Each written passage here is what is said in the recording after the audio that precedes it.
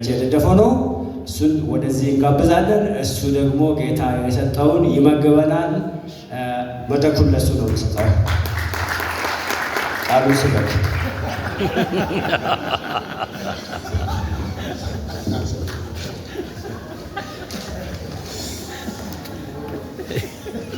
ከባድ ነው። በጋዜጠኛ ተቀድሜ እንዴት ናቸው? ሁሉ ሰላም ነው? ቃሉን ስበክ ነው ያለኝና በሌላ ቋንቋ አትዘባርቅ ያለኝ ሲግል ሌላ ነገር አትበለኝ። የምንፈልገው ቃሉ ነው። እዚህ ያለ ነው ለቃሉ ነው። ገብቶኛል። ጌታ ደግሞ ይረዳኛል። ደህና ናቸው? እንዴት ናቸው? ሁሉ ሰላም ነው? ለልዑል እግዚአብሔር ብዙ ክብር ይሁን። ምሕረቱን ያገነነልን ዛሬ ዳግም በፊቱ እንድንሆን እድል የሰጠን በጤንነት በዳንነት ይህችን ቀን እንድናይ እድል ለሰጠን እድሜ ለጨመረልን ጌታ ክብር ይሁንለት። አጨብጭባቸው ክብረቱለት እግዚአብሔር ይባረክ።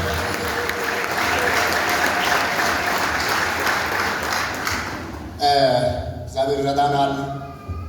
ይሄ ወር ስለ መንፈስ ቅዱስ በአንድም በሌላ እየተነሳ እየተማርን እየተሰበክን ያለንበት ወር ነው። እኔም ከዚሁ ጋር ተያይዘው የእግዚአብሔርን ቃል አካፍላችኋለሁ። ጥቂታውን ነገር የሚችለውን ነገር ለመጨመር ነው። እኔም ዛሬና የዛሬ ሳምንት ማለት ነው በእግዚአብሔር ፊት እንቁም፣ እግዚአብሔርን ቃል እንድናነብ ቆም እንበልና ለመነሻ ያክል የዮሐንስ ወንጌል ምዕራፍ 14 ቁጥር 17 ላይ እንዲህ ይላል የጌታ ቃል። ከ15 ጀምሮ ላንብብ። ብትወዱኝ ትእዛዜን ጠብቁ፣ እኔ አብን እለምናለሁ ለዘላለምም ከእናንተ ጋር እንድኖር ሌላ አጽናኝ ይሰጣችኋል። እርሱም ዓለም የማያየውና የማያውቀው ስለሆነ ሊቀበለው የማይችለው የእውነት መንፈስ ነው። ነገር ግን ከእናንተ ዘንድ ስለምኖር በውስጣችሁም ስለሚሆን እናንተ ታውቃላችሁ። አሜን። ለዘላለም ከእናንተ ጋር እንድኖር በውስጣችሁ እንድኖር ለዘላለም። ሃሌሉያ! ክብር ለኢየሱስ ይሁን። ቀኞቻችሁን ከፍ አድርጎና እግዚአብሔር ቃሉን እንዲያበራልን፣ እንዲመክረን፣ እንዲያስተምረን፣ እውነትን ሁሉ ደግሞ እንዲገልጥልን ጥቂት ደቂቃዎችን እንጸልይ እስኪ። 1 ደቂቃ 2 ደቂቃ ለእናንተ ርስት እኔ ከመጸለይ በፊት ይህን ቀን እግዚአብሔር እንዲባርክልን፣ የቃሉ ደጆች እንዲከፈቱልን፣ መንፈስ ቅዱስ ያስተምራቸው ዘንድ መልካሙን መንፈስ ሰጣቸው እንበል። የእግዚአብሔር ቃል ያ የሚያስተምር የጌታ ቃል በመካከላችን ራሱን እንዲገልጥ በዚች ውስን ቋንቋ በጠባቡ አንደበት ምጡቅና ረቂቅ የሆነውን አምላክ መግለጥ የሚችል ማን ነው? እሱ ራሱ ስለ ራሱ እንዲያስተምረን፣ ስለ ራሱ እንዲገልጥልን፣ እንዲገለጥልን 1 ደቂቃ ልስጣችሁ።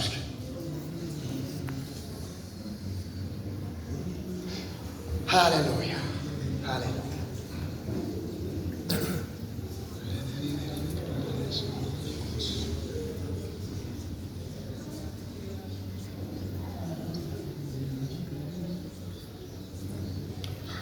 በዘመናት መካከል ብቻህን ብርቱና አሸናፊ፣ ዓመታቶች የማያልቁ የዘመንህም ቁጥር የማይመረመር ያለ ተቀናቃኝ ዘላለምን በክብር የምትኖር ሉዓላዊ ንጉሥ፣ ለዕድሜ ቁጥር ለግዛትም ድንበር የማይገኝልህ ሁል ጊዜ ሁሉ ታደርግ ዘንድ ቻይ የሆንክ ሐሳቢ በዘመናት መካከል የማይከለከል ታላቅ ብርቱ ንጉሥ፣ በእልፍ አእላፋት መላእክቶች የምትመለክ 24ቱ ሽማግሌዎች ወድቆ የሚሰግዱልህ ይገባል የተባለልህ ንጉሥ፣ እኛም ከነሱ እንዳንዱ ከተቆጠርን ይህን ዕድል ካገኘን መስዋዕታችን በፊት ያርግ። ክብር ይሆንልህ፣ ምስጋና ይብዛልህ። አምልኮ፣ ስግደት፣ ውዳሴ፣ ክብር፣ አድናቆት ለስምህ ይሁን። ክብር ይሁን፣ ክብር ይሁን፣ ክብር ይሁን፣ ክብር ይሁን። ለታረደው በክብር ይሁን። ለነገሥታት ንጉሥ፣ ለጌቶች ጌታ፣ ሞትን ላሸነፈው ንጉሥ ክብር ይሁን። ጤነኛ እጆች ያሉት ሁሉ ያጨበጭብልሃል፣ ይሰገድልህ፣ ክብር ይሁንልህ፣ እልል ባልልህ።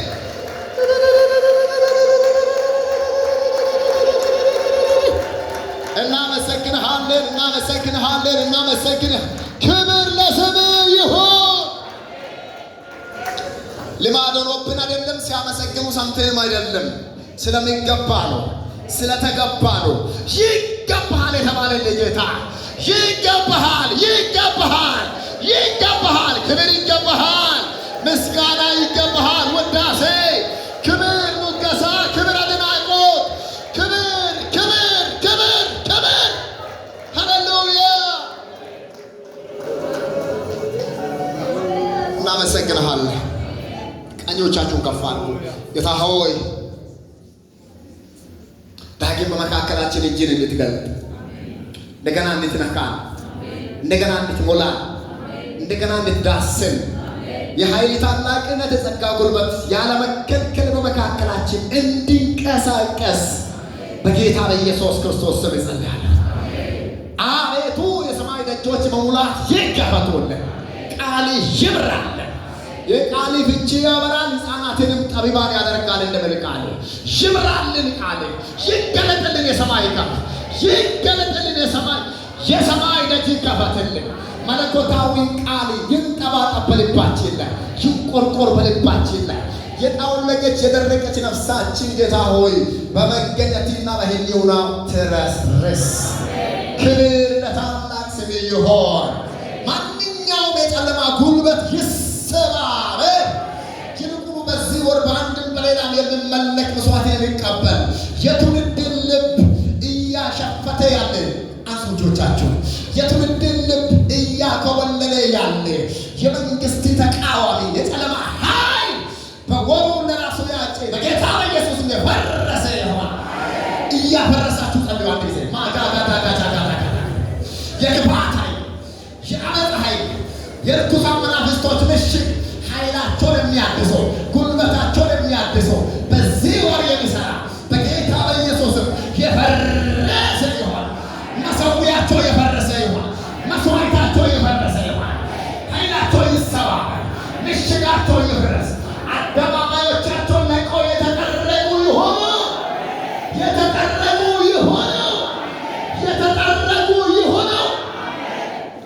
የደም መስዋዕት የሚቀርብላቸው ዓመታዊ መስዋዕትን የሚቀበሉ ራሳቸውን የሚያድሱ ኃይላቸውን የሚያድሱ ቅዱሳንን ለማጣውለግ ቅዱሳንን ለማክሳት ለማደንዘዝ የሚሰራ የጨለማ ኃይል በጌታ በኢየሱስ የተዋረደ ይሆን፣ የተዋረደ ይሆን፣ የተዋረደ ይሆን፣ የተዋረደ ይሆን። ማራባኒሞስ ፕሬሜሽኔስ አደባባዮቻችን ለአንተ ክብር ብቻ ይሁን። ጓዳዎቻችን አንተን ያክብሩ። በልባችን የክብር ስፍራ አንተ ብቻ ተቆጣጠር። ጨለማ ለዘላለም የተንኮታኮተ እግዚአብሔር ሆይ እናመሰግንሃለን። ጌታ መንፈስ ቅዱስ ይህን ሰዓት ፈጽሞ እንድትጠቀምበት ለእጅ አሳልፈን ሰጠን። ክብር ለስምህ ይሁን በጌታችን በኢየሱስ ስም። ተጨቁና ለጌታ ክብር ሰጥታችሁ ጌታ ይባርካችሁ። አላችሁ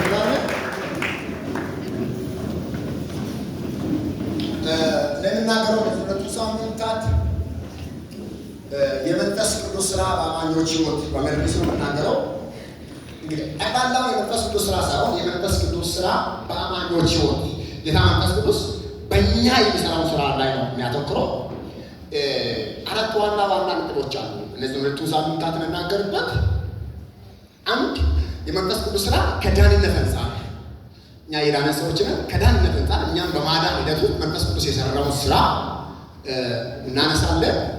ሁለተኛ ዳንነትን ከመፈጸም አንጻር ወይንም ክርስትናን እንደሚገባ ከመኖር አንጻር መንፈስ ቅዱስ የሚሰራውን ሥራ እንግዲህ ዳንነትን በተመለከተ ድንና እየዳነን ነው እንድናለን የሚል አቋም ነው ያለን። እንደምታውቁት አይደለ? ዳንነት አንዴ ተፈጽሟል አልቋል፣ ዋንስ ኤንድ ኦልዌይስ ሴቭድ የሚባል ትምህርት የለም። እንደኛ እንደ ቤተክርስቲያናችን እንደ ቤተ እምነቱ አቋም ዳንነት በክርስቶስ ኢየሱስ የመስቀልና ሥራ አልቋል፣ ተጠናቋል። ልክ ነው። ነገር ግን በመፍራትና በመንቀጥቀጥ ዳንነታቸውን ፈጽሙ ደግሞ የሚል ቃል አለ። ከዳንበት ቀን ይልቅ መዳናችሁ ካመንበት ቀን ይልቅ መዳናችን ወደኛ ቀርበዋል ነው የሚል ነገር።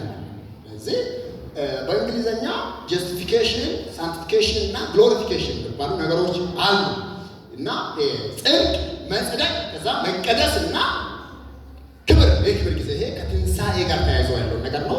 በእነዚህ ሶስቱ ጉዳዮች ላይ መንፈስ ቅዱስ ትልቅ ድርሻ አለው። እነዚህን የመንፈስ ቅዱስ ድርሻዎች ነው እኔ ጋር የምናየው ከቅድስና አንጻር ወይንም ደህንነታችን ከመፈጸም አንጻር ብያለሁ። ሁለተኛ፣ ሶስተኛ የእግዚአብሔርን መንግስት ከማገልገል አንጻር ከአገልግሎት አንጻር ጌታ መንፈስ ቅዱስ በእኛ የሚሰራው ስራ እናያለን። አራተኛ እንግዲህ አሁን እንዳነሳው ከክብር ጋር ወይንም ከትንሣኤ ጋር ጌታ መንፈስ ቅዱስ በአማኞች ሕይወት የሚሰራው ስራ እናያለን ማለት ነው። ስለዚህ አራት ዋና ነጥቦች አሉ ማለት ነው። ሁለቱም ዛሬ ለማንሳት ሞክራለሁ። ሳምንት ያው እንደተነገረ የጠቅላላ ጉባኤ ቀን እንደመሆኑ አጠር አድርገን ደግሞ ሁለቱን የምናነሳበት ጊዜ ይሆናል ማለት ነው።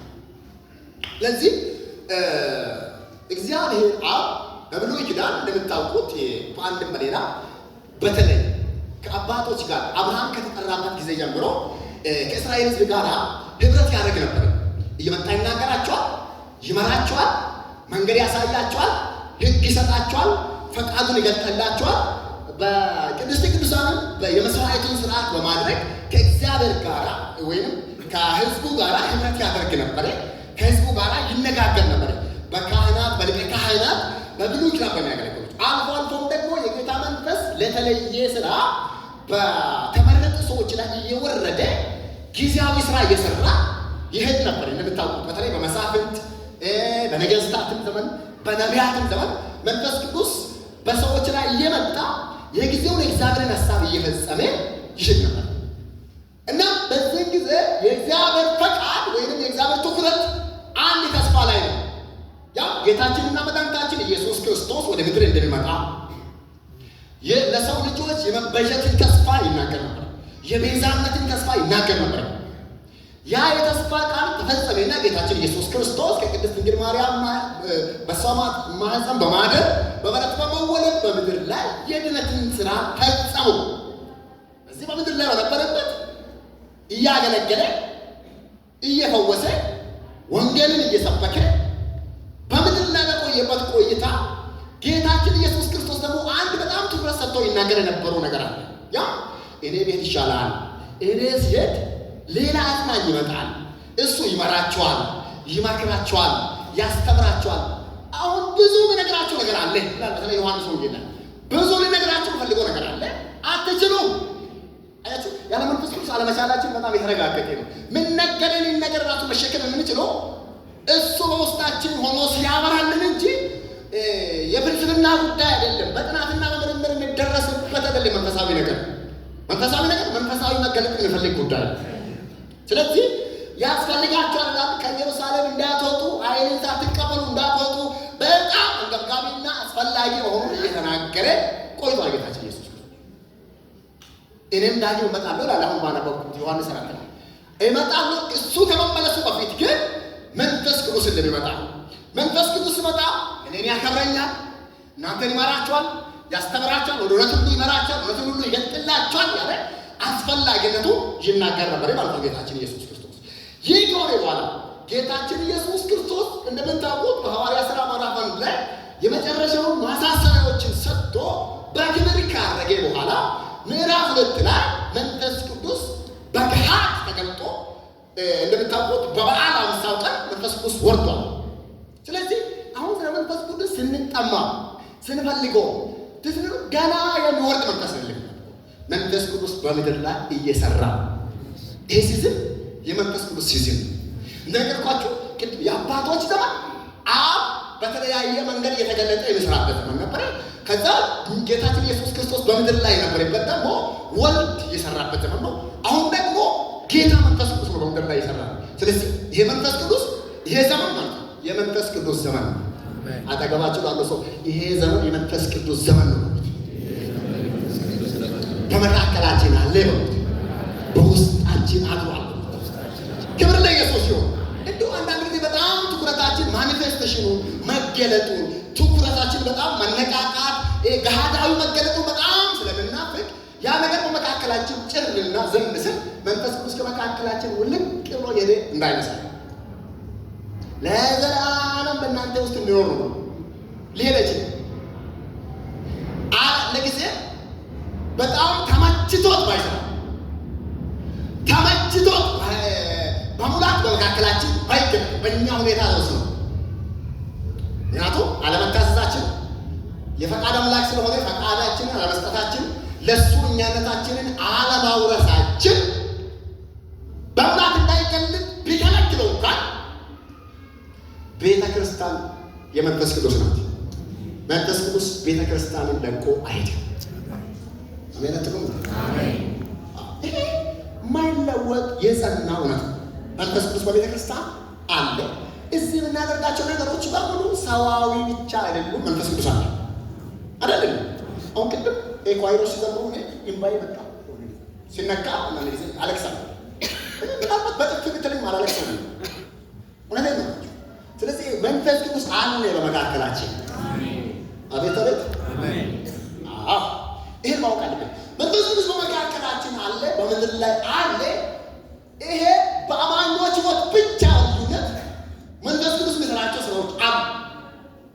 በፍጥረታዊ ሰዎች ዘንድ የማይታይ ጀመረ። ፍጥረታዊ ሰው መንፈሳዊ ነገር አይገባውም፣ ሊቀበለው ሊረዳው አይችልም ነው። ስለዚህ መንፈሳዊ ነገርን መቀበልና መረዳት ዳግም ልደት ይፈልጋል አይደለ? በሌሎች መካከል አይረዳም። የምናወራቸው ነገሮች እንቆቅልሽ መሆናቸው ለዛ ነው። ሰው ዳግም ካልተወለደ፣ ሰው ካልዳነ መንፈሳዊ ቋንቋ አይገባው። እንደገና ደግሞ እግዚአብሔርን ሊያከብር አይችልም። እሺ፣ ስለዚህ ጌታ መንፈስ ቅዱስ በእኛ በአማኞች ሕይወት ከዳን እንደፈጻ ምንድን ነው የሚሰራው? የዳን ሰዎች ነን። እጆቻቸው ረሳውና ድኛለሁ ብሎ ሲናገራች ሃሌሉያ። በዳኑ ሰዎች መካከል ጌታ መንፈስ ቅዱስ ስራ አንደኛ መጀመሪያ ዳግም ልደትን ይሰጣል። ልደት ቦር ነገር የሚከናወነው በመንፈስ ቅዱስ ነው። ወንጌል ሰማለን ትዝላችኋል። የኒቆዲሞስና የጌታችን የኢየሱስ ክርስቶስ ዲያሎግ በጠዋት ላይ በጣም በአይሁድ ዘንድ የተከበረ የሕግ መምህር ነው እና ጌታን የሚፈልግ ሰው ነው። ልቡ ፍላጎት እንዳለው በሌሊት ተደብቆ ማለት ነው እና መምህር አንተ ከእግዚአብሔር ዘንድ የተላክ መምህር እንደሆንክ ምናምን አውቃለሁ ስል ታውቃለህ እና በማወቅ ብቻ ግን አትገባም እና ሲባል ዳግም መወለድ አለብህ። ሰው ዳግም መወለድ አለበት ብሎ የእግዚአብሔር መንግስት ዳግም ከተወለደ ምዕራፍ 3 ቁጥር 5 ላይ የእግዚአብሔር መንግስት ላይ አይችልም ስል ሰው ከተወለደና ጋረጀ ከኖረ በኋላ እንደገና ወደ እናቱ ማህፀን ይመለስና ይወለዳል እንዴ? ዳግም ነገረው ማለት ነው። ዳግም መወለድ ዳግም ነገረው ምን ብሎ ሰው ከውሃና ከመንፈስ ከተወለደ የእግዚአብሔር መንግስት ሊያይ አይችልም።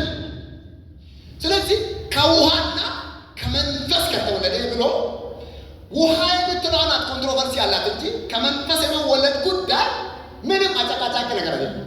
ስለዚህ ጌታችን ኢየሱስ ክርስቶስ ስለኛ ቤዛ ሆኗል። የመዳንን ወንጌል አሜን ብለን ስንቀበል በዛች ቅጽበት መንፈስ ቅዱስ የሞተ መንፈሳችንን እንደገና ሃሌሉያ በዛች ቅጽበት አዲስ ፍጥረት የሚባል ሰው ተፈጥሯል። ያ ስራ የሰዎች የንግግር ችሎታ አይደለም።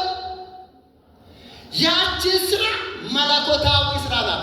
መለኮት ራሱ በእኛ ውስጥ የሞተ መንፈሳችንን እንደገና ሕያው ያደረገበት ክብር ለኢየሱስ ይሁን። ስለዚህ ሙት መንፈሳችን የነቃበት ሙሜንት ናት። የሞተ እግዚአብሔርን የማይሰማ እግዚአብሔርን የማይታዘዝ እግዚአብሔርን መቀበል የማይችል ሰማያዊ ነገር መንፈሳዊ ነገር መረዳት የማይችል ማንነታችን ልክ ወንጌል ሰምተን ስናምን መንፈስ ቅዱስ ወዲያውኑ ዳግም ልደት የሚባለው ክስተት በሕይወታችን ፈጥሯል። አረ ሃሌሉያ! የትልቅ ክስተት፣ ታሪካዊ ክስተት፣ ያ ጨለማችን የበራበት ከእግዚአብሔር አብ ጋር የታረቅንበት ትልቅ አዋጅ የታወጀበት ኢየሱስ ክርስቶስ ጌታ። ዳግም ልደት የመንፈስ ቅዱስ የሥራ ውጤት እንጂ የእኛ የድካም ውጤት አይደለም። ስለዚህ ነው የዳንነት ሥራ ሙሉ በሙሉ የእግዚአብሔር ሥራ። ምናልባት እኛ አመንን ስንል ምናምነው ራሱ የሰማነው ቃል የሱ ቃል ነው። ያ የሰማነው ቃል ነው እኛ ውስጥ እምነት የሚባለውን ነገር የፈጠረው። ያ የሰማነው ቃል ነው ወደ እምነት ያመጣን። ከዛ ልባችንን ነክቶ እንድንለወጥ ያደረገ እሱ ነው። ስለዚህ የመዳናችን ጉዳይ 100% የእግዚአብሔር ሥራ ነው። አሜን አትሉም? አሜን። ጠቅላላ ጉባኤ ሳምንት እንጂ ዛሬ አይደለም። ዛሬ አሜን ይባላል። ሪፖርት እና እቅድ ምናምን እያነበብኩ እንዳልሆነ የምትረዱ በኋላ እንዳንጋጭ። ኢየሱስ ጌታ ነው። ስለዚህ ወንጌልን ስንሰማ ራሱ ምንድነው ብሎ ዮሐንስ ወንጌል 16 ላይ መንፈስ ቅዱስ ሲመጣበትን ዓላማ ሲገልጥ ጌታ ኢየሱስ ክርስቶስ እርሱ ስለ ጽድቅ፣ ስለ ፍርድ፣ ስለ ኃጢአት ዓለምን ምን ያደርጋል? ይወቅሳል። አይ የመጀመሪያ ነገር የዳንነት የመጀመሪያ ነገር መነካትና መወቀስ ምን ማለት ነው? ኃጢአተኝነትን ይገልጥና ይከሳል አይደለም፣ ይወቅስና ከዛ ይካላ መሆን ይገባል። ከዛ ትጸጸታለህ። ከዛ ወደ መዳን ትመጣለህ። ክብር ለኢየሱስ ይሁን። የመዳንን ወንጌል ስንሰማ ራሱ ቃሉን ያበራልን መንፈስ ቅዱስ ነው። ልባችንን የነካ መንፈስ ቅዱስ ነው። ወቅሶ ወደ ዳንነት ያመጣን መንፈስ ቅዱስ ነው። እጆቻችንን አንሱና መንፈስ ቅዱስ ወርባካቸው። ሃሌሉያ። እኔ 27 ዓመት ነው ዘንድሮ በጌታ ቤት ማለት ነው። እና ያ ሁሌ የምናገረው እኔ ከእስላም ቤተሰብ ከእስልምና መልፎ ቄጤማ ተጎዝጉዞ ስኒ ተደርድሮ ዛር ከመጠረፍ ቤተሰብ ነው አርሲ ነው። ወንጌል የሰማው ጊዜ ወንጌል ሰባኪን ወንጌላዊ እኔን ከማገልገሉ በፊት በግል ከኔ ጋር ከማውራታችን በፊት ለአንድ ሰዓት ቆይቷል እየሰበከ። በተለይ ሰባኪ ሲሆን ነው የእሱ ድካም የገባኝ በእውነት። ከዛ በኋላ ቁጭ ብለን እያወራ ውስጥ የሚፈልገውን ነገር ኮንቪንስ ለመሆን ለማመን ለመቀበል አንድ ሰዓት ነው ከእሱ ጋር የተከራከረ ኖ እያለ አይወልድም አይወለድም እያለ አይወልድም አይወለድም ልጄ የለውም። በኋላ ግን በሆነ የቅጽበት ልቤ ተነካ። መቋቋም የማይችል አይነት ነገር ውስጥ ያለ እጄን ሰጠው ለዚህ ቤት። ያቺ ሞሜንት የመንፈስ ቅዱስ ስራ ናት። ሃሌሉያ ክብር ለኢየሱስ ይሁን። ሮሜ 5:5 ላይ ግጭ አንድ ሰው ወደ ዳንቱ ማለት ነገር ብዙ ጊዜ ጋላክሲ ሰባኪ ስለሆንኩ አንድ ክፍል ላይ ጀምሮ ነው ጨርሶ እንደምታውቁት። አሁን ግን የግድ ዞር ዞር እላለሁ ማለት ነው የሚፈልገውን ነገር ለማጠናከር እንጂ የአገልግሎት ባህሪ ብዙ ጊዜ እንደምታውቁት ጋላክሲ ስብከት ወይንም አንድ ቦታ ጀምሮ አንድ ቦታ ነበር የሚጨርሰው። አሁን ግን እንደዛ ሆኖ ብኛልና ብንረዳዳ ጥሩ ነው። ሮሜ 5:5 ማይኳቱ ተጠቅለባ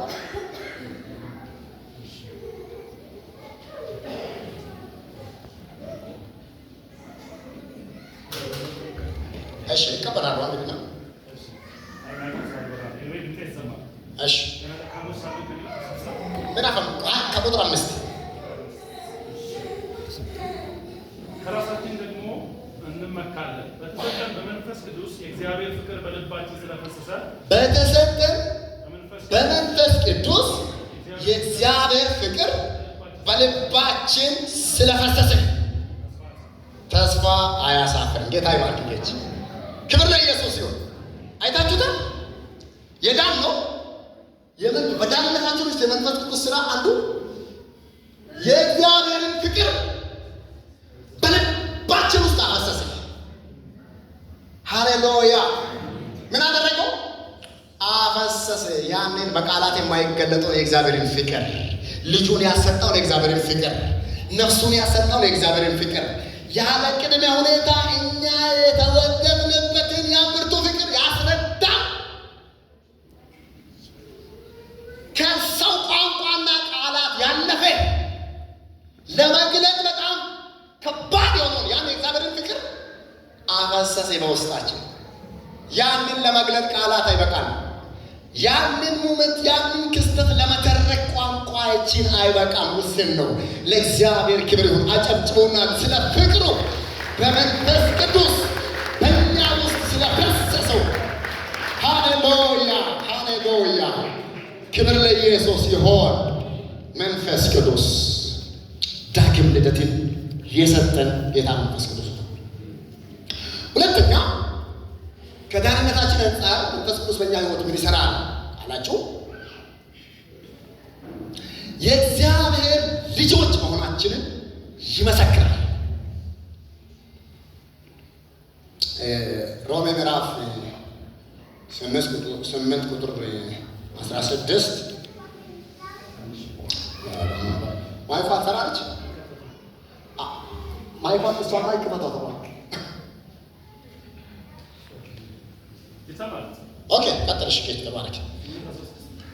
ከዛ ገላትያ ምዕራፍ 4 ቁጥር 6 ነው። የእግዚአብሔር ልጆች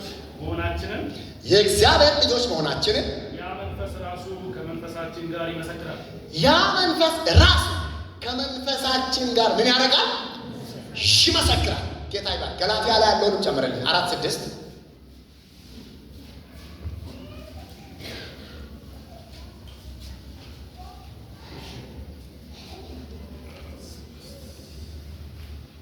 ስለዚህ ከእንግዲህ ወዲህ ልጆች ነን እንጂ ባሪያዎች አይደለንም። ስለዚህ ከእንግዲህ ወዲህ ልጆች እንጂ ባሪያዎች አይደለንም። እሺ ከሆነን ደግሞ በክርስቶስ የእግዚአብሔር ወራሽ ነን። 4:6 ነው። ልጆች ስለሆናችሁ እግዚአብሔር አባ አባ ብሎ የሚጮህ የልጅነት መንፈስ ሳንፈልግ ልጆች ስለሆናችሁ እግዚአብሔር አባት ሃሌሉያ። ልጆች ስለሆናችሁ እግዚአብሔር አባት ብላችሁ የምትጮሁበት መንፈስ በውስጣችን ክብር ለኢየሱስ ይሁን። በዳንነታችን ውስጥ አንዱ ያተረፍነው ነገር ምን እንደሆነ ታውቃላችሁ? የእግዚአብሔር ልጆች ነው።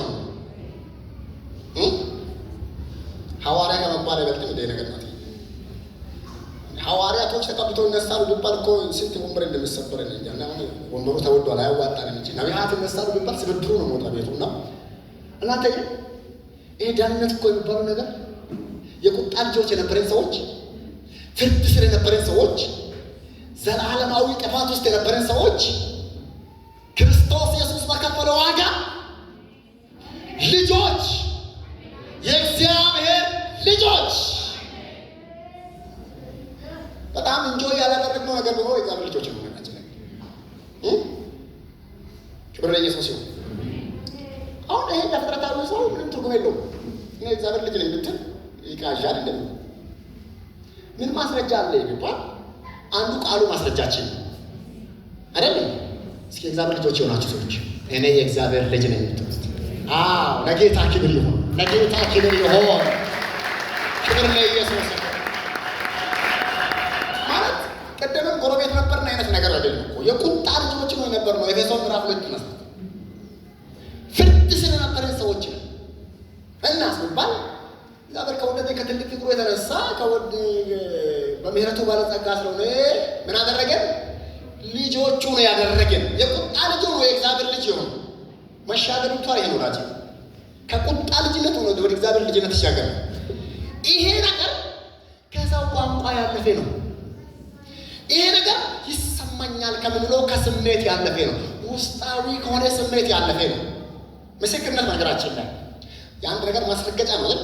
እውነትነት ማረጋገጫ ማስረጃ ነው ምስክርነት።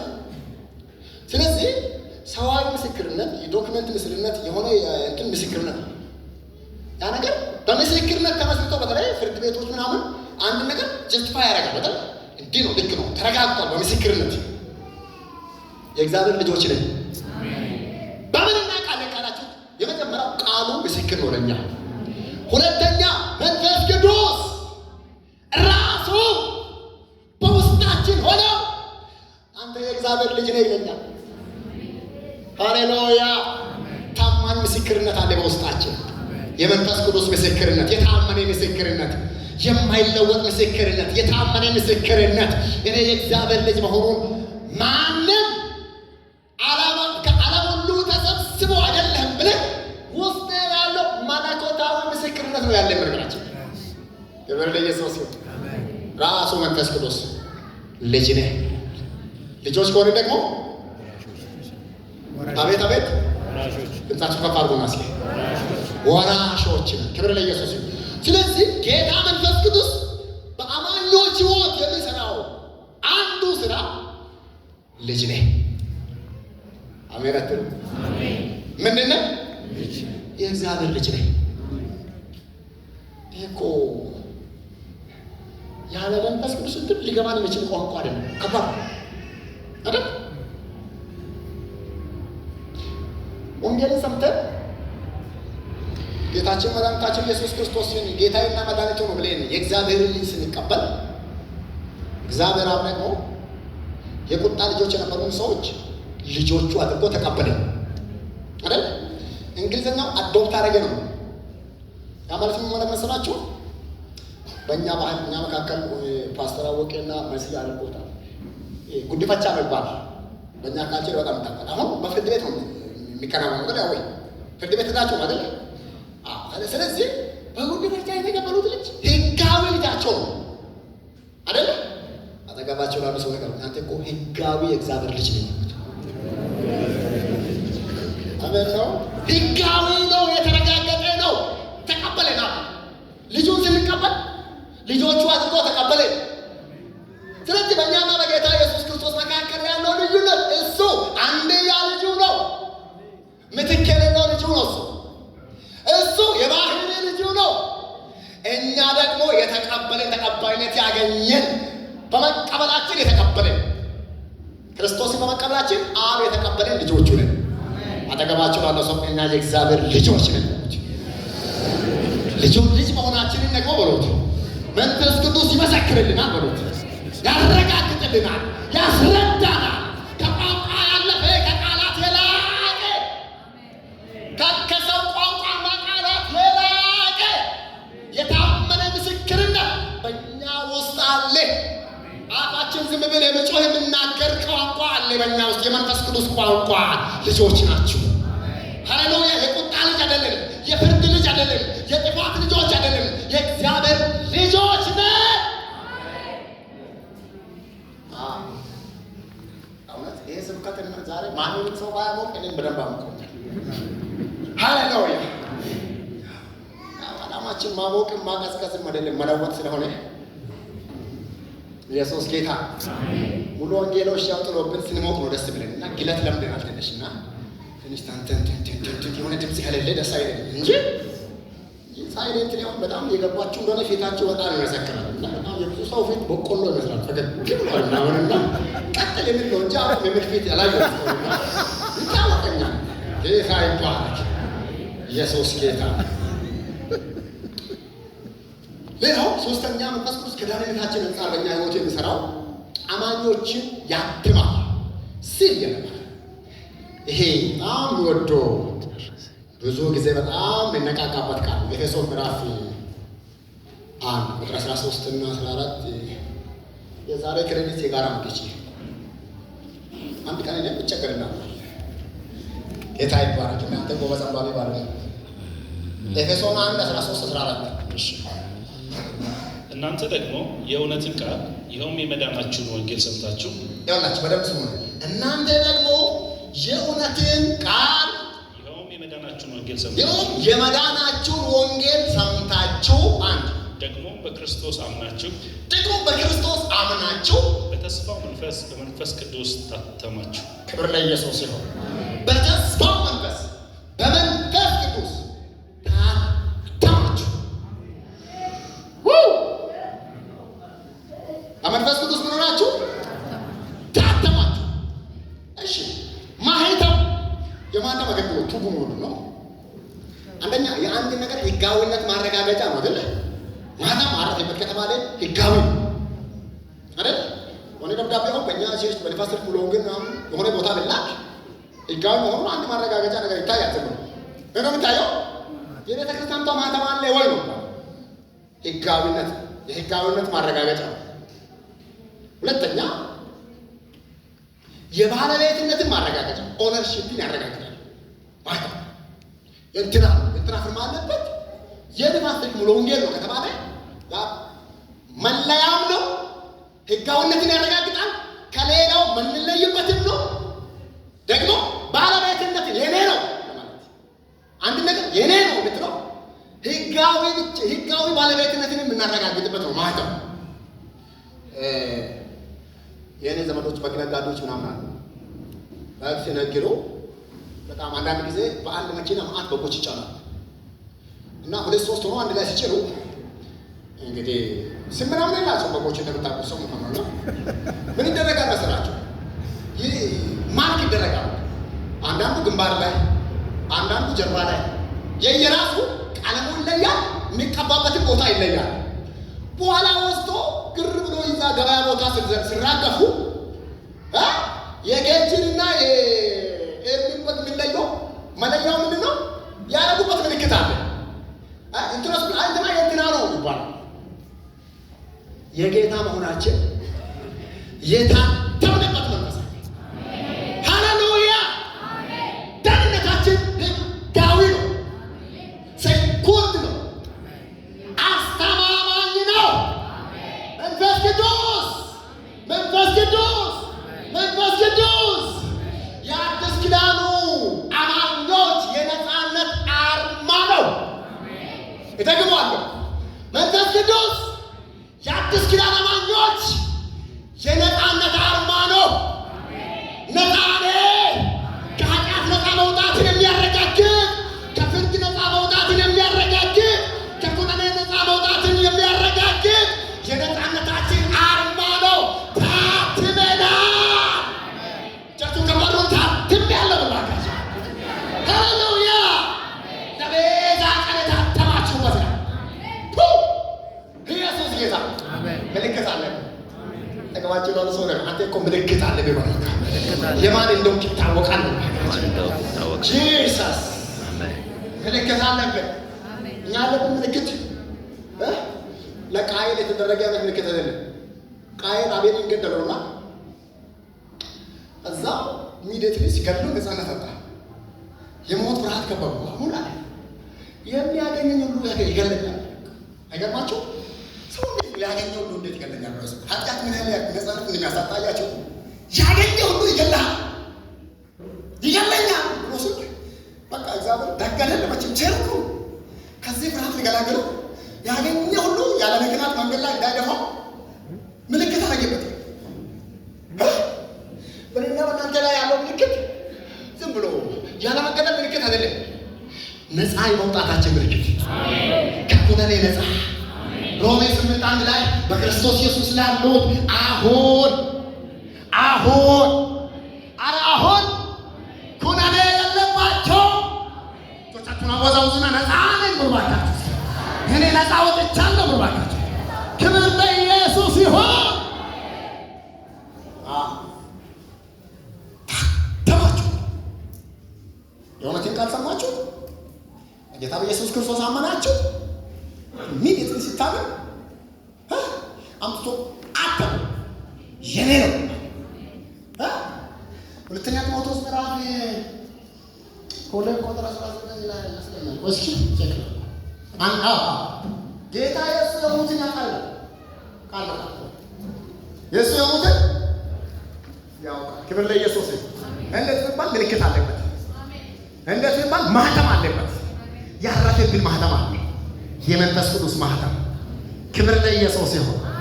በቃ ቢሎንጊንግነሳችን ለጌታ ባለቤት አለ።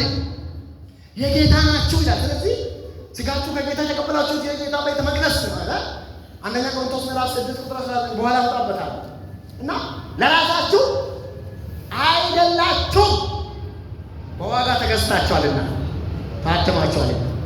እስኪ ታትም ያለው ብርባካችሁ እኔ የጌታ ነኝ ነው። እስኪ ክብር ለኢየሱስ ይሁን።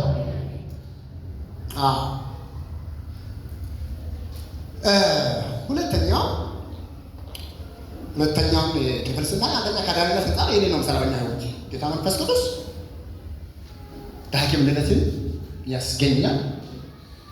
ይህ ብቻ አይደለም፣ የእግዚአብሔር ልጆች መሆናችንን ከመንፈሳችን ጋር ሆኖ ይመሰክርልናል። ሶስተኛ ያድማል ነው። ይሄኛው ሁለተኛውን ነጥቤን አማርኛ እየፈለኩ ነው ችግር አለው። ደህንነታችንን እንድንፈጽም የሚል ቃል ነው ያገኘው። እንግዲህ ደህንነት ጀምረናል፣ ድነናል። በክርስቶስ ኢየሱስ ደህንነታችን የተረጋገጠ ነው። ደግሞ በአይምሮ መለወጥ እየታደሰ እንደሆነታል አይደል? ስለዚህ በዚህ ሂደት ውስጥ ጌታ የሚሰራቸው ስራዎች አሉ። መንፈስ ቅዱስ በእኛ በአማኞች ህይወት የሚሰራቸው ስራዎች አሉት። የመጀመሪያው ነገር ይቀድሰናል። መንፈስ ቅዱስ ይቀድሰናል። ቀዳሻችን ነው ጌታ መንፈስ ቅዱስ። ሁለተኛ ተሰሎንቄ ምዕራፍ 2 ቁጥር 13 እና አንደኛ ጴጥሮስ ምዕራፍ 1 ቁጥር 2 ላይ ሁለተኛ ተሰሎንቄ ምዕራፍ 2 ቁጥር 13 ተሰሎንቄ መንፈስ ቅዱስ ቀዳሻችን። እስኪ ከኔ ጋር መንፈስ ቅዱስ ቀዳሼ ነው ብሎ ባካችሁ ይቀድሰኛል ነው። እስኪ ክብር ለኢየሱስ ይሁን። በእኛ ውስጥ ያላችሁ ጌችስ ያወጣ ድረስ ጌችስ ነው በጣም መንፈስ ቅዱስ አዳነ። ልክ ነው። ነፃ መውጣታችንን አወጀ። እሺ ከዛ ፊቶን አይደለም በእኛ ውስጥ ነው። በእኛ ውስጥ ነው ይቀድሰናል። ይቀድሰናል። ሲቀድሰኛል በሉ። ሁለተኛ ተሰሎንቄ ምዕራፍ 2 ቁጥር 13 ጌች አይደል? አንደኛ ነው። እሺ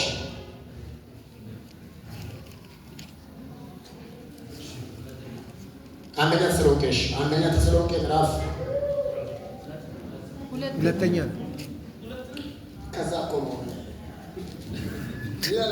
ያሉ ሰዎች ናቸው። አንደኛ ያሉ ነው ምናልክ በኋላ አይደለም ካል አጀንዳ ይዞብኛል። ሌሎች ናቸው ደግሞ ቀላል እንዳይሱ አለቆችና ስልጣናት ናቸው። እና ከባድ ነው እኮ ከራሴ ዝግጅት በላይ ምስ እያምናሉ ይላል።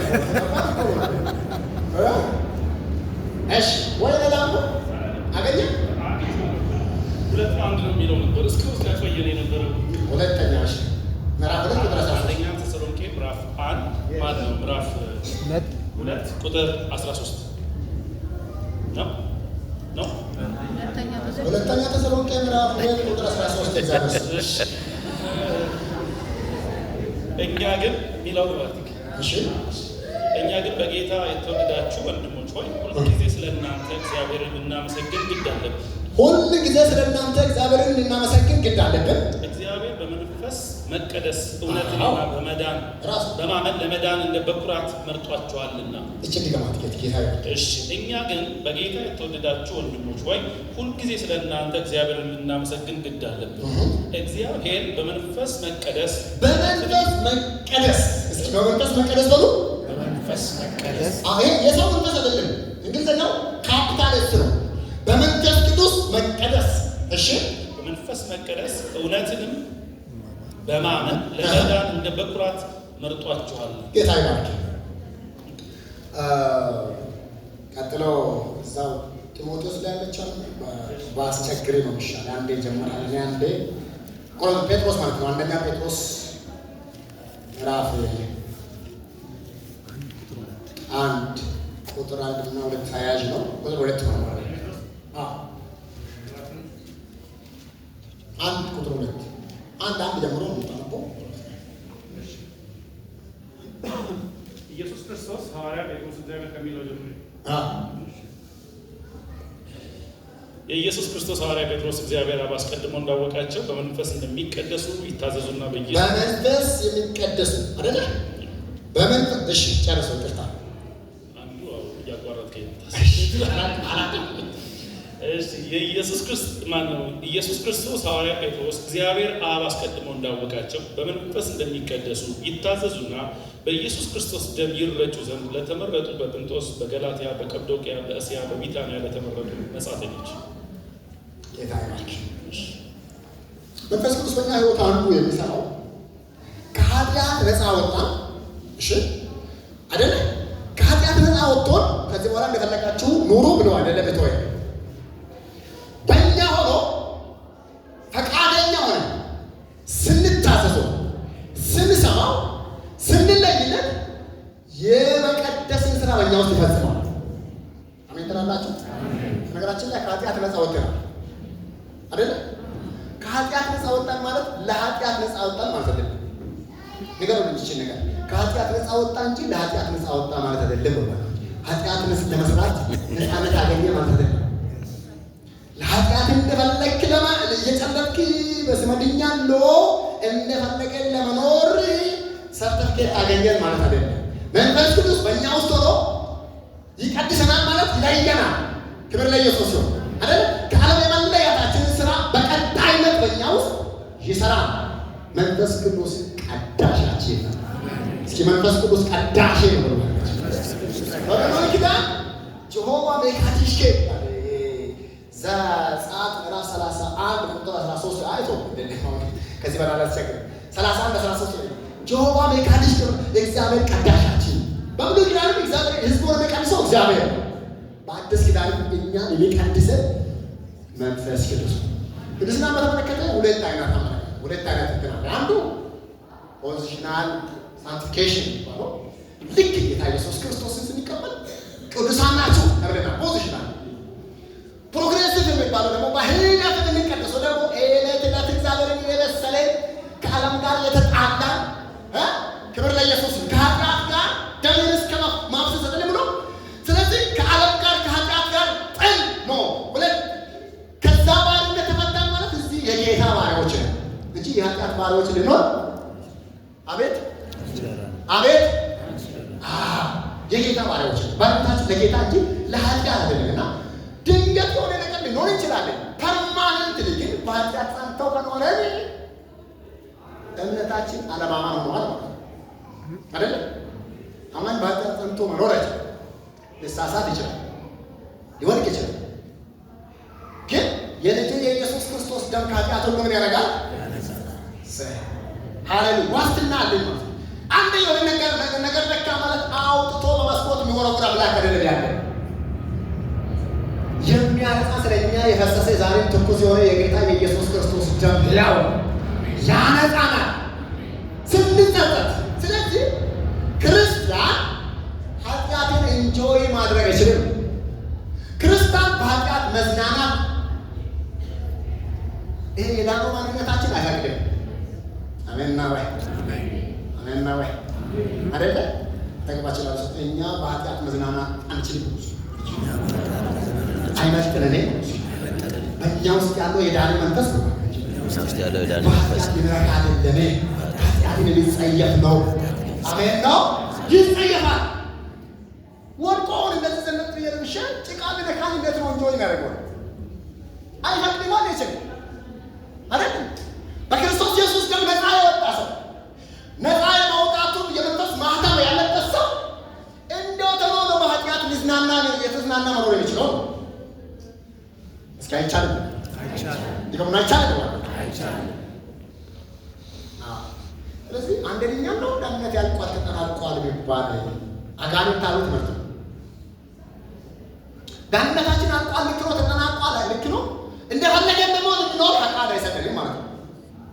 እንደዚህ አይነት ፈቃድ የለም። ደግሞ በጣም ሌላው አደገኛ ነገር ንስሐ በጣም መለማመድ ኢንቴንሽናሊ ሄደን እየዋኘን ከዛ በኋላ ስወጣ ደግሞ እስኪቀደሳሉ ከዛ በኋላ የጌታ ደም የጌታ ደም በነገራችን ላይ የሆነ ዋና ሰፈር ያለው ትታቃላችሁ። ዋና ለዋኘት ስንሄድ አልፎ አይደል ፎጣዎች አሉ እዛ የሚያገለግሉ ሰውየው ሲገባበት አውቆ ነው የሚገባበት እስከ ፎጣ እንዳለ ከዛ ይወጣና ያደርቅና ተመልሶ ይገባል።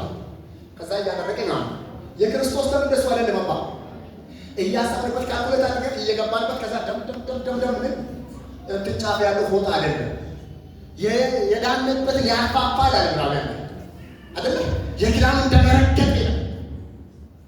ስለዚህ ድነናል ልክ ነው ጀምረናል። አዎ ጀምረው በመጨረስ መካከል ጥንቃቄ የሚባል ነገር አለ ማለት ነው። በጥንቃቄ በፍርሃትና በመንቀጥቀጥ መኖርን ያስተምራል እግዚአብሔር። ስለዚህ ይሄ እሺ በህግ ስለሌለ ያለ አትቀመስ፣ አትንካ፣ አትዳስ እንደዛ ካደረግህ ደግሞ ይከተልሃል ወይ አይደል? እንደ መስታወት ወይ አንተነትን ያሳያል። በራሱ ችግር የለበትም፣ ንጹህ ነው። ቤታችን ያለው መስታወት ንጹህ ነው አይደል? እዛ ሄደን ስናይ ግልጽ ነው ነገር ይሉንታ ይዞት እዚህ ጋር ያለው ነገር አይደበቅልንም። ይኸው እዚህ ጋር የሆነ ነገር አለው እዚህ ጋር ጣት የሆነ ነገር አለውና ተራርገ ወጣ አይደለም። መስታወቱ ችግር አለው እኛ ጋር ህግ በራሱ ችግር አይደለም። ከእግዚአብሔር ንጹህ ነው። የእኛን ግፋት ይገልጣል ግን አያዳንም አይደል?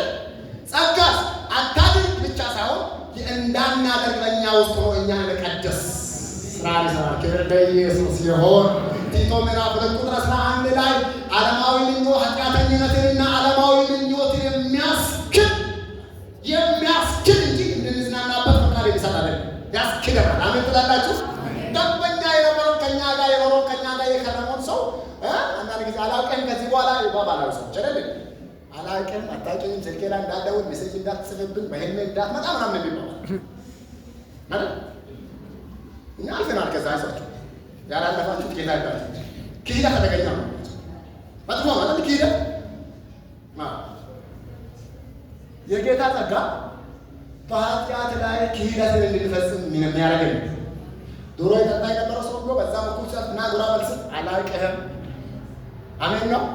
ድሮ ይኖር የነበርነውን ነገር እንዲሆን ግብዣው ሲመጣልን በሩ ሲከፈትልን እምቢ ለማለት አቅም የሚሰጥ የኃጢአት መግለጫችን በአቋም መግለጫ አይደለም የምናሸንፈው። በውስጣችን ያለው መንፈስ ቅዱስ ኃጢአትን የምናሸንፍ አቅም ይሰጠናል። ሃሌሉያ። አንድ ቀድሰናል። ሁለተኛ የስጋ ፍላጎቶቻችንን እንድንገድል መንፈስ ቅዱስ በእኛ ውስጥ ይሰራል። ስጋን ከክፉ መሻቱ ጋር የእርሱ የሆኑት ስጋን ከክፉ መሻቱ ጋር ምን አደረጉ ነው ብሎ ሰከሩ፣ ገደሉ፣ ወንድን ያሉ ብልቶቻችንን ግደሉ የሚል ነገር አለው። ሮሜ ምዕራፍ 8 ቁጥር 13 ከ5 እስከ 13 ነው። ስጋን ከክፉ መሻቱ ጋር መስቀል፣ ስጋን መግደል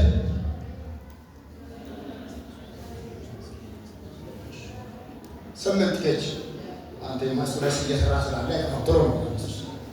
እንደ ስጋ ፈቃድ ብትኖሩ ትሞቱ ዘንድ አላችሁና፣ እሺ በመንፈስ ግን የሰውነትን ስራ ብትገድሉ፣ በመንፈስ ግን የሰውነትን ምን የስጋን ስራ ብትገድሉ፣ የስጋን ስራ ብትገድሉ። አያችሁ፣ መንፈሰኛ ውስጥ የሚሰራው የስጋን ስራ እንድንገድል ነው።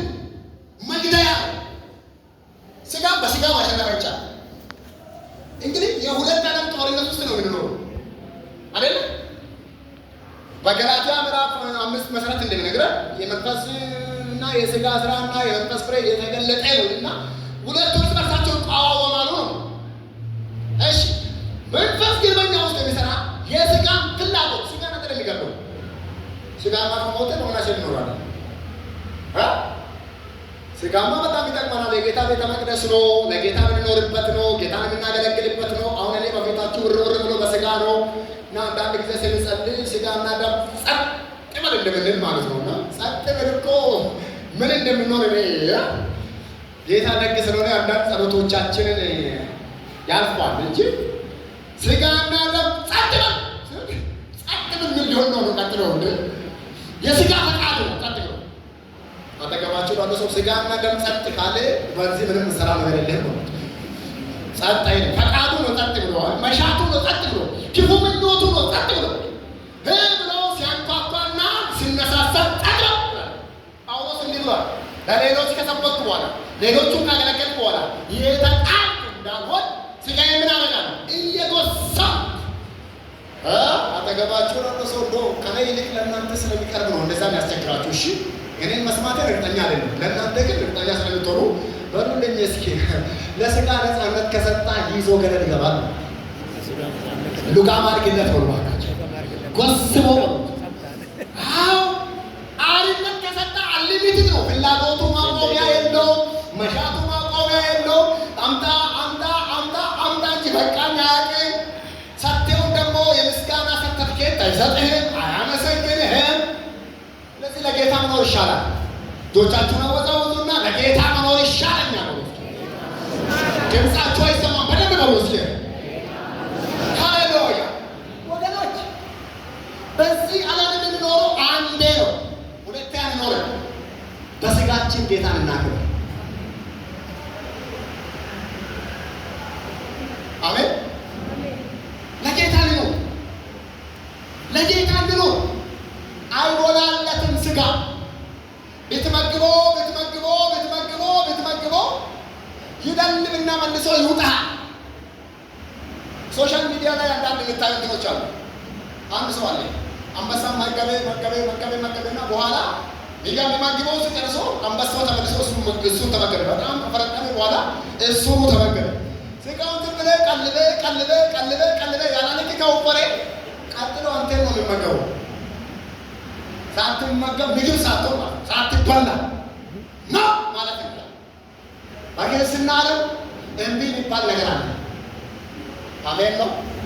አረበል መሰለ ጌታ ይባላል። አጠገባቸው ላለው ሰው በክርስትና ሕይወት እምቢ የሚባል ነገር አለ በሉት። ለጌታ ስንል እምቢ የሚባል ነገር አለ። ሁሉ ተፈቅዶልኛል። የተፈቀደ እንኳን እንዲህ ይባላል። እንኳን የተከለከለ አይደለም። አሜን ናችሁ? እንኳን የተከለከለ አይደለም። ነው አትሪካ አትግመስ አትብላ የተባለው አይደለም። የተፈቀደ እንኳን ማይጠቅም ከሆነ እንዲህ ይባላል። ለመጨረሻ ጊዜ ንገሩኝ፣ እምቢ ማለት ልመድ በሉት። አዎ አንዳንድ ጊዜ የቀረበልን ቡፌ አንዳንድ ጊዜ ሰርግ ምናምን ሆቴል ስትሄዱ እየተደረደረ በሙሉ አይነሳም። ታነሳላችሁ አይደል? የኮሌስትሮል ይበዛል፣ የጮማ ይበዛል ብለህ እንኳን ታልፈዋለህ። እንኳን አጥያት ጃምፕ ይደረጋል። እምቢ ይባላል። እስኪ እምቢ በሉ ማለት ኧረ እስኪ ለጌታ እምቢ በሉ እስኪ። መንፈስ ቅዱስ እምቢ የምንልበትን አቅም ይሰጠናል። በእኛ ውስጥ እኛን የመቀደስ ሥራ ይሰራል። ክብር ለኢየሱስ ይሁን። እሺ ወደ መጨረሻ እየመጣ ነው። አንድ ነጥብ ልጨምርና ምናልባት እንድንጸልይ ይሆን። ሌላው ለእንትን ያዘጋጀናል። መንፈስ ቅዱስ ለጌታ ቀን ያዘጋጀናል። አማኞችን ለጌታ ምጽአት ያዘጋጃል። ራእይ 22:17 ላይ መንፈሱና ሙሽራይቱ ምን ይላሉ? ና ይላሉ። የሚሰማው ምን ይበል? ና ይበል። መንፈሱና ሙሽራይቱ ምን ይላሉ? ና ይላሉ። እንግዲህ ና የምትለው ሙሽራይቷ ተዘጋጅታ ና የምትለው እንጂ እየተመጠመጠች ና አትልም ማለት ነው። ሙሽራው ሲመጣ በሄደዋ ለብሳ ተፈሽና ተሞሽራ ተዘጋጅታ አቀባበል ዝግጁ ስትሆን ነው እንጂ ታያለች ናት። በእኛ ዘመን ቋንቋ አሜን ነው። እንደፈለገ የሆነች ና ማለት አይሆን። መንፈሱ ምን ይላል? ና ይላል። ሙሽራይቱስ ና ትላለች። የሚሰማው ሁሉ ምን ይበል?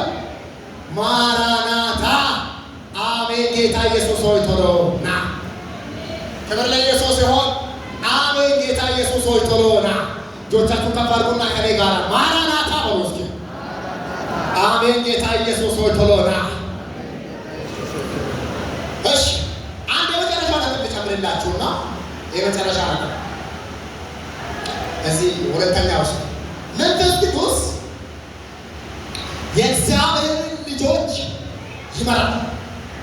መሪያችን ነው እሱ። በእኛ ውስጥ ያድራል። እኛን ይቀድሰናል። የሥጋ ፍላጎቶቻችንን እንድንገድል በእኛ ውስጥ ይሰራል። ይህ ብቻ አይደለም። መንፈስ ቅዱስ አማኞችን ምን ያደርጋል? ይመራል። ሮሜ ምዕራፍ 8:14 ማለት ነው። ሱናም ግን ከኋላ ያላችሁ ይሰማችኋል። ወደ መጨረሻ ይሰማችኋል።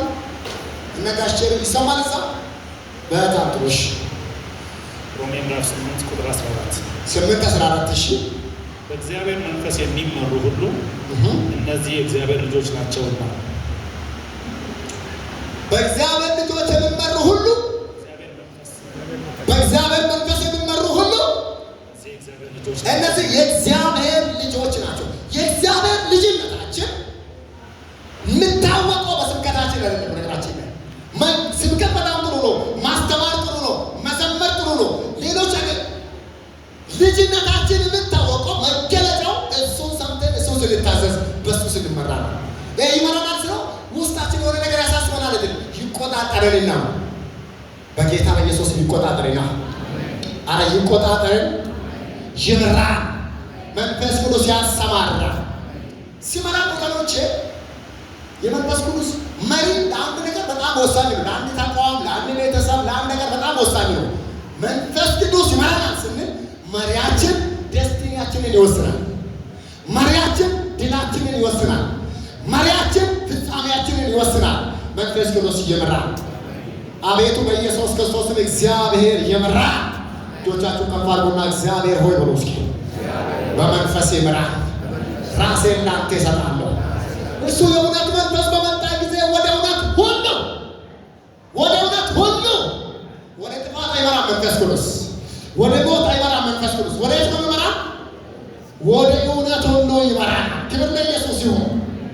ወገኖች የእግዚአብሔር በብሉይ ኪዳን መሪ አለ። በግልጽ በምድረ በዳ በሚጓዙበት ጊዜ ቀን በደመና አምድ ሌሊት ደግሞ በእሳት አምድ ይመራቸው ነበር። ደመናው ይመራቸው ነበር። ከነሱ ፈቀቅ አላለ ይላል። ይመራቸዋል። በአዲስ ኪዳንስ የእግዚአብሔር ልጆች መሪ አላቸው፣ የሚያሰማራ በጣም በእኛ ዘመን በጣም ችላ የተባለ ከመጣ ነገር አንዱ የሆነ ነገር ሲሆን ዲሲሽን ከመውሰዳችን በፊት መንፈስ ቅዱስ ምን ይላል? አረ መንፈስ ቅዱስ እድል ያገኝ በቤታችን፣ መንፈስ ቅዱስ እድል ያገኝ በሕይወታችን፣ መንፈስ ቅዱስ ስፍራን ያዝ በቤተ ክርስቲያናችን። አጠገባችሁ ላሉ ሰው ለመንፈስ ቅዱስ እድል ስጡ። ነገን አታቆምና እሱ ይምራ በሉ። በኢየሱስ ክርስቶስም በሱ መመራት ይሆንልን። ባለንበት ስፍራ እንጸልያለን። ማጃሶ ፕሬሌቬቼጋ ዛሬ ለመጀመሪያ ጊዜ ወደዚህ ጉባኤ የመጣችሁ በጌታችን በኢየሱስ ክርስቶስ ያላመናችሁ ንስሐ ያልገባችሁ ዳግም ያልተወለዳችሁ ለእናንተ አስቀድሜ ልጸልይና ከሌሎች ወገኖች ጋር እንጸልያለን። ቅድም ወንድማችን ከብሬ እንደነገረን ሰው ዳግም ከተወለደ የእግዚአብሔርን መንግሥት አያይም። ቸርች መምጣት